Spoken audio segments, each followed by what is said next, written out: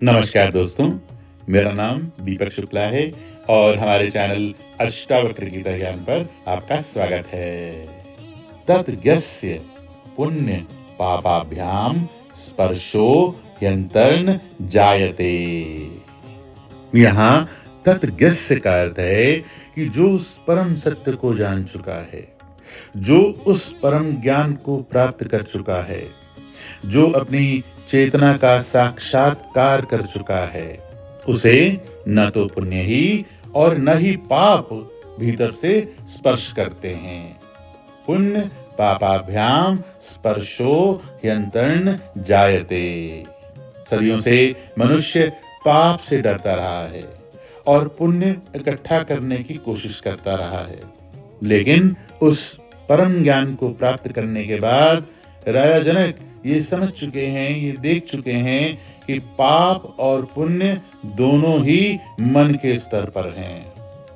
जब तक हम स्वयं को कर्ता मानते हैं, तब तक पाप भी है और पुण्य भी है, क्योंकि तब हर कर्म हमारी पहचान बन जाता है।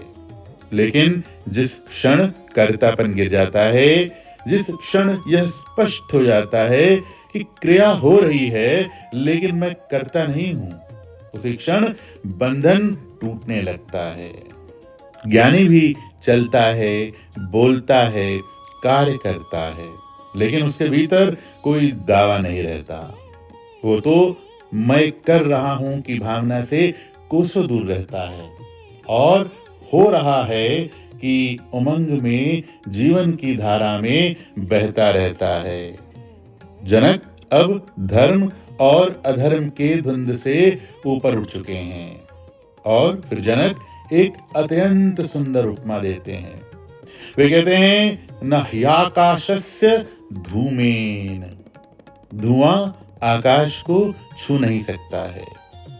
धुआं उठता है, आकाश में फैलता हुआ दिखाई देता है। कुछ क्षण के लिए ऐसा लगता है कि मानो आकाश धुंधला हो गया है, लेकिन क्या सच में आकाश बदल गया है? नहीं, आकाश वैसा ही है। बस यही ज्ञानी की अवस्था है। विचार आते हैं, भावनाएं आती हैं, कर्म होते हैं, लेकिन भीतर जो चेतना है वो मन के भावों से, मन के विचारों से, कर्मों से अछूती रहती है। जनक आगे कहते हैं कि दृश्य माना अपि संगति ही। ऐसा लगता है कि जैसे धुएं ने आकाश को ढक लिया है, धुआं आकाश से जुड़ गया है, लेकिन वास्तव में उनका कोई संबंध नहीं है। ठीक उसी तरह मनुष्य सोचता है कि मैं दुखी हूं, मैं पापी हूं, मैं पुण्यात्मा हूं, लेकिन यह सब मन के बादल हैं। हमारी चेतना पर इनका दूर दूर तक कोई प्रभाव नहीं पड़ता है। हमारी चेतना, हमारा वास्तविक स्वरूप आकाश की तरह अटल है और जब यह बोध स्थिर हो जाता है तो हमारे भीतर एक अद्भुत हल्कापन आ जाता है। अब न पाप का भय है, न पुण्य का अहंकार, केवल मौन।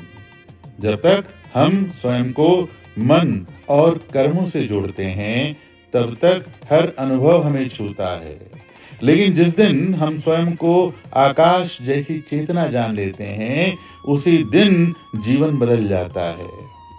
फिर संसार चलता रहता है, धुआं उठता रहता है, लेकिन हमारे भीतर असीम शांति बनी रहती है। धन्यवाद।